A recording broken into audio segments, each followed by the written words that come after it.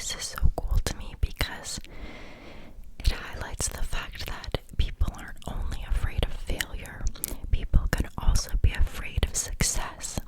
Because, like, with success comes more responsibility and people changing their ideas of you. People might expect more of you if you are successful.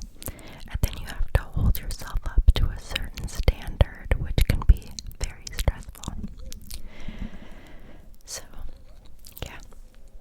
An example of this could be someone who wishes to advance in their career, but at the same time, for whatever reason, they're deeply afraid of the responsibilities and expectations that come from success.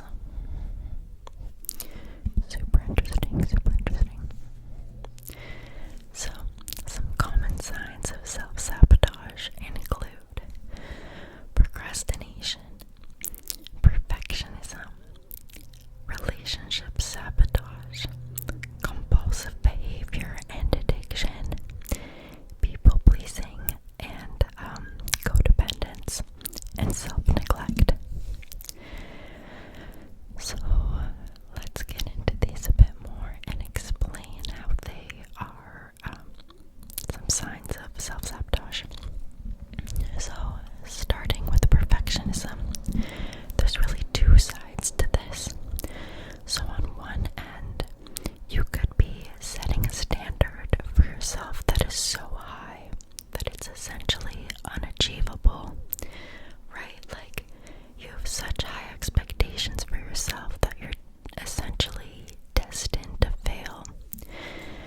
And then if you do fail, you're going to be disappointed in yourself, and that might lead to negative self-talk or a lower self-esteem. So that's self-sabotage because we don't have a good outcome.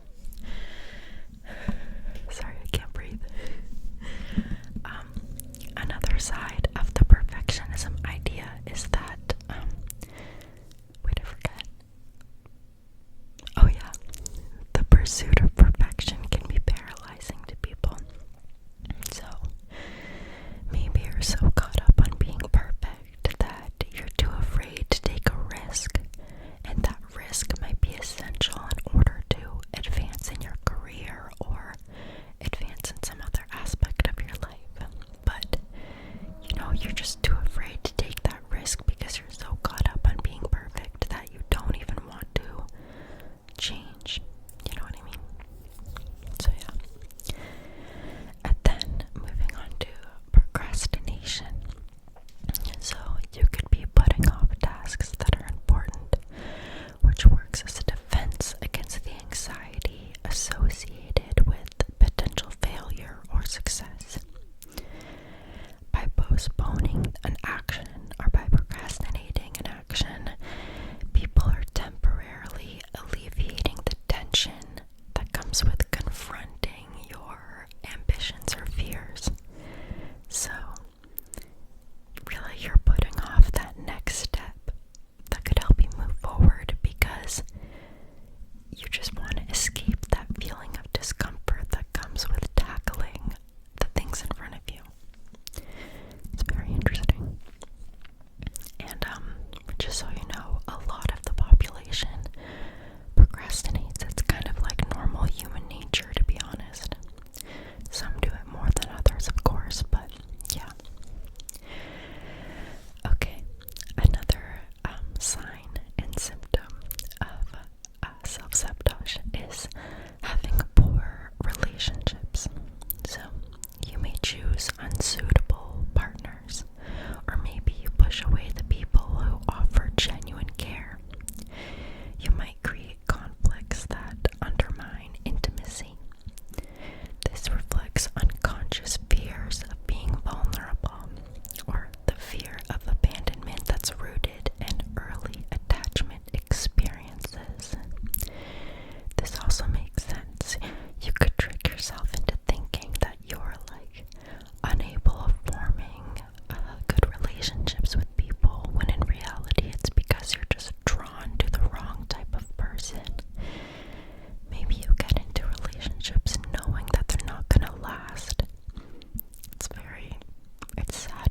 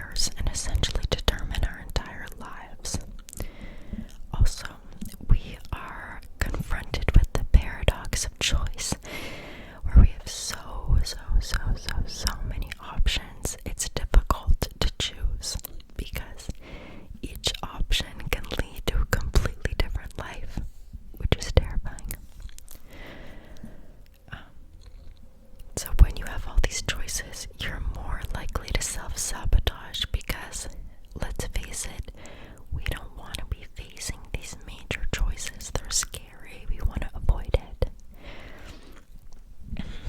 Now, my ending remarks for this video, because it kind of is an intense topic, are that awareness is powerful.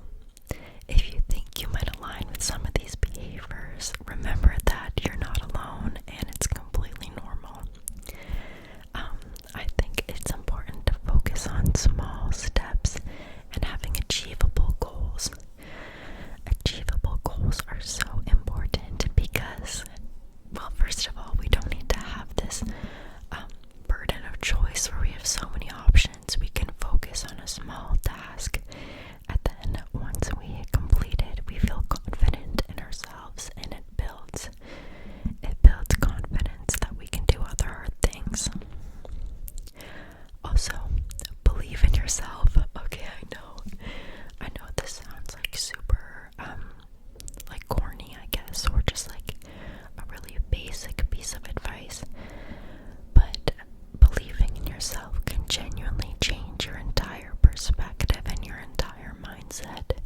If you know deep down that you can achieve your goal no matter what it takes, no matter how long or no matter how hard it is, you're going to become the best version of yourself because you have pride in yourself, you have belief that you can do it, and then you're no longer stressed about the outcome because you know that you're going to achieve your goal no matter what it